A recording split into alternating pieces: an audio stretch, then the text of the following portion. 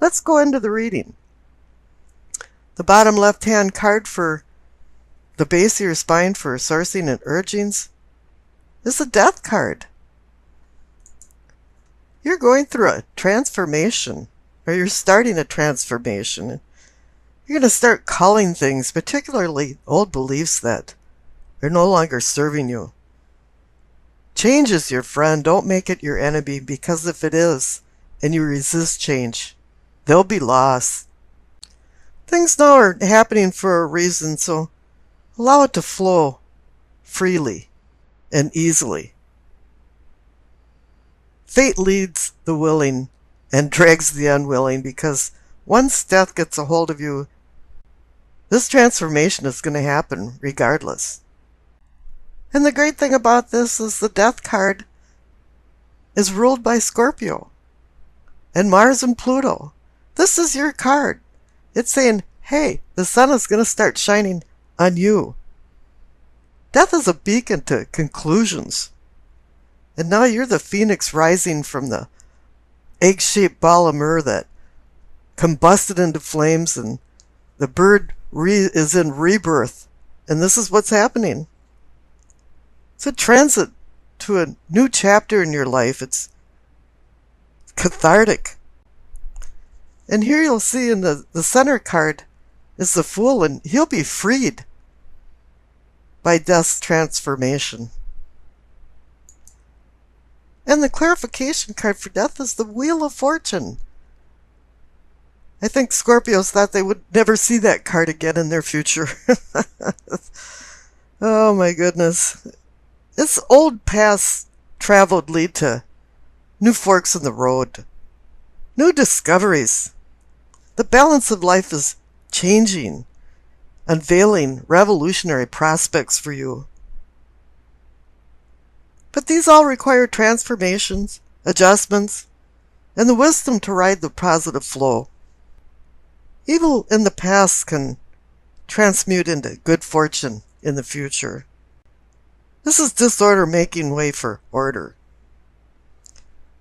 Change is at hand that dramatically sways from the status quo. And the one thing you have to do is let go of the past. The present is already the future, and the past is always present in our lives, but we can't let the past haunt us. The fate of the Wheel of Fortune is out of your hands, just like the transformation for death. This is happening. The fates of fortune are on your side, and the wheel is on the upswing for you. The main card above for your pelvic or sacrum is the Two of Pentacles. This is a card about decision, partnership, and balance.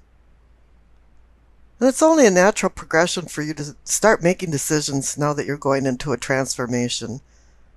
As I said, new things are coming, new discoveries, you're adjusting.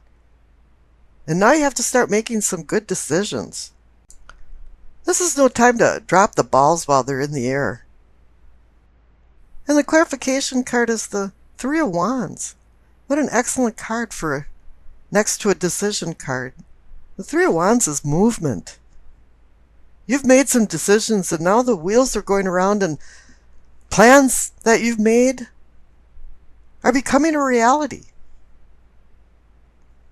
And for your spiritual awakening and your personal growth category, this is wonderful. The card for your solar plexus, for your sensing and feeling, it's the Six of Pentacles. It's a card of alms, giving to the poor, feeding the hungry. But here I'm kind of sensing it's something a little different, and it's on a cosmic level. It's more like the universe is finally being charitable to you, and the tides are turning in your favor. And this is being reinforced by all of the precursor cards that I just discussed, and also with the clarification card, the Sun. It's a new day dawning. It's offering clarity, understanding, fulfillment. Suddenly things are in focus. The lifeline rays of the sun are warming you. It's like a purification.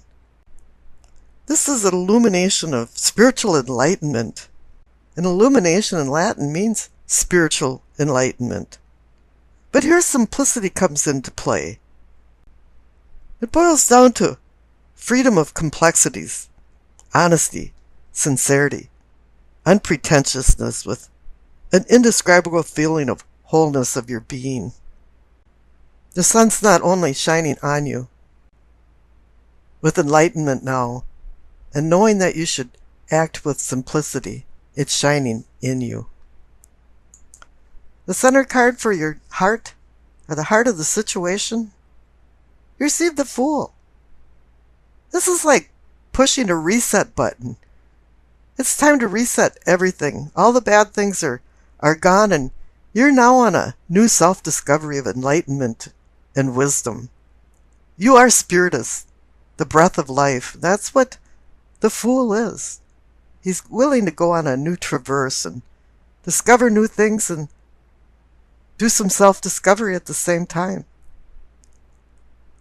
And the clarification card is the Queen of Cups. Regardless of male or female, this is you again, Scorpio. Cups, emotions.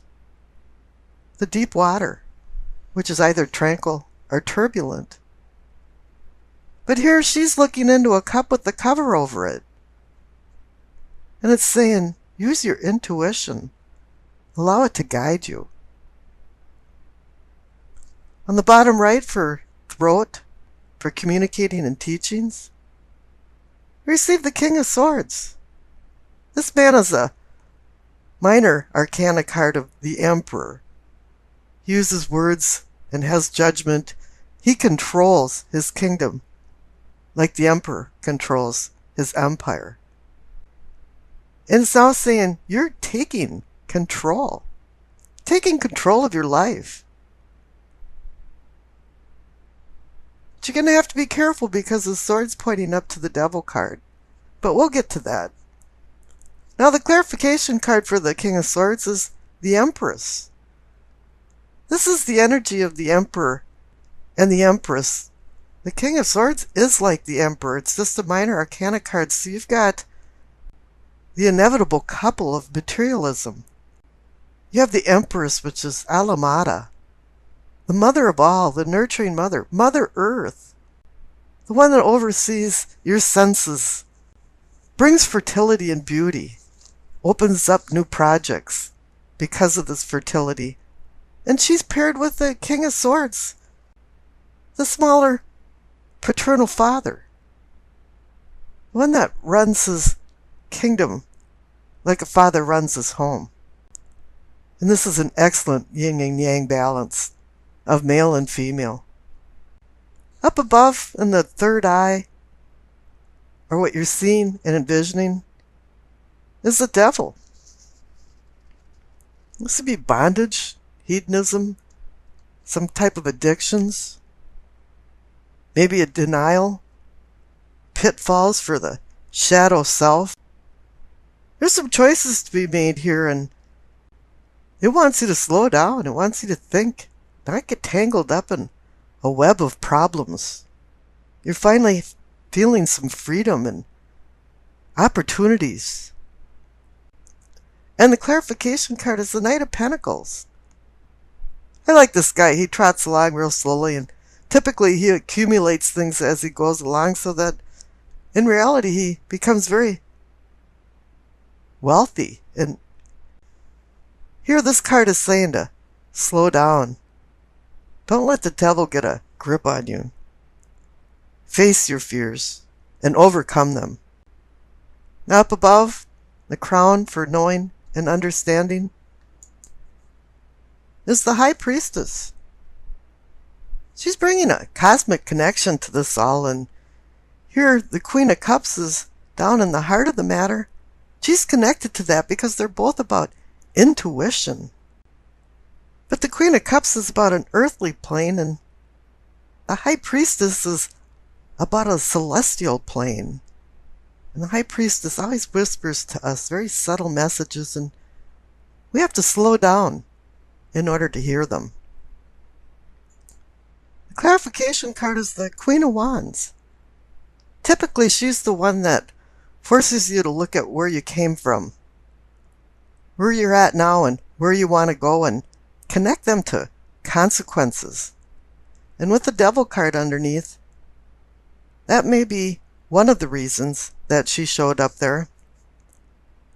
But another one is that you should have a posture of undistracted calm. Don't get tricked into impatience. It's telling you to mellow out and don't become annoyed at irritating things. And she's also more like an earthly seer for ambition, determination, growth, and inner strength. And this connects to the past card on the bottom left, the Strength card. I usually think of this as taming of the beast and identifying the beast within other people, but I'm kind of looking at it differently, that you were more taming the adversities of the cosmos and the universe and what the cosmos and the universe handed to you. You have now mastered many of your challenges that you felt like might have mastered you in the past, but no longer. You have spiritual, mental, and physical strength. And the Future card on the right is the Ace of Cups. How wonderful. Cups, Scorpio, given a new beginning. Just like the Death card for transformation in the Wheel of Fortune. There's a bud of new beginnings struggling to bloom. This is only a promise, but you have to stay away from the devil. Make some good decisions. Continue with the strength. Continue with the sun shining on you and in you, and listening to the High Priestess. And you'll find deeper and more fulfilling emotional love. Love for your significant other, love for family, and love for friends. Okay, the Enduring Virtue card is patience. Now is the time to learn, study, and gather information. Enjoy being a student, because in the future you will synthesize your knowledge into action. And then, as I said, you're transforming. You're not there yet, and plus you're just given the Ace of Cups as a promise. You're moving on. This is the new beginning. And it is time to study and gather information and learn as much as you can, because that's going to bolster any decisions you make. But let's see what's going on in your reading. The center cards for your present, you receive the Ace of Wands and the Queen of Cups. The Ace of Wands marks a beginning, an inspirational, creative beginning. It's about undertaking fruitful endeavors. It's like heaven's giving the earthly plane a message of good fortune. And it really is time to take advantage of this auspicious time. Auspicious time of change. Firmly grip the wand and take your life's direction into your own hands. And the Queen of Cups is personifying you. She showed up also in your April reading to say, hey, I'm here. And it's telling you to listen to your intuition. Listen to your inner voice. And connect with your true feelings, and make sure you're listening to your gut feelings. One thing about the Queen of Cups is that she can give really good advice, but she can't follow her own good advice. And I think that's something that you should keep in mind as you go through the latter part of April. Now, up in your prospects, you receive the Page of Swords and the King of Cups. They're polar opposites. The Page of Swords is about mental acuity, but he doesn't have the maturity of emotional control. And he acts like a secret agent man and sneaks around and gets dirt on people and becomes a gossip monger, and using words hurtfully. And the King of Cups, he balances out the unconscious with the conscious control of emotions. He's mastered his passionate emotional self. And I pulled a clarification card for the Page of Swords and the King of Cups, and you received the Ace of Swords. The Ace of Swords is very fickle. There's two edges to the sword, and it can cut and undercut, or it can heal and rebuild. So do you want to act like the Page of Swords or the King of Cups when you're in control of the Ace of Swords? It's all up to you and your own willpower. We're given free will as humans, and we have to exercise it carefully. Now the past cards are the Emperor and the Page of Pentacles. The Emperor is the quintessential leader that uses spoken and written words to make laws and regulations. He's the energy of structure, responsibility, and order. And he's reminding you to take control of your life. And the Page of Pentacles, if I had any page watching my back, I would choose the Page of Pentacles because I call him Mr. Responsible. While the other pages are in college and dancing on tables at the party, the Page of Pentacles is at the table in the library reading, researching his goals in life. And it appears in the past you've taken responsibility for your life. Now down at problems, you receive the Six of Cups and the Star. The Six of Cups is about memories, childhood memories, and conjoined with the Star, it can be about maybe somebody from your past walking into your life, or having a guardian angel overseeing you, helping you through difficult things. So evidently something happened in your past that you need to heal from, because the Star also indicates hope and healing. It's a beacon that guides us to land our moorings safely into a harbor. I always like the analogy that Dante used the star to get out of the inferno, or what he considered hell. And up in the possibilities, or possibilities for prosperity, you receive the Two of Swords and the Chariot. Two to me means decision, partnership, balance. But here this woman has her arms crossed in front of her heart chakra.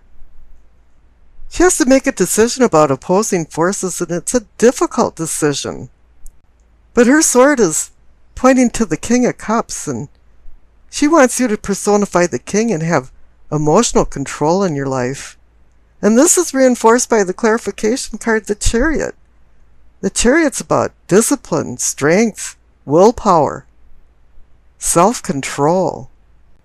It appears you have to decide this Dr. Jekyll and Mr. Hyde thing, because either you can act like the Page of Swords and use words to cut and hurt, or you could be the King of Cups who has the emotional maturity to ground his life and move forward.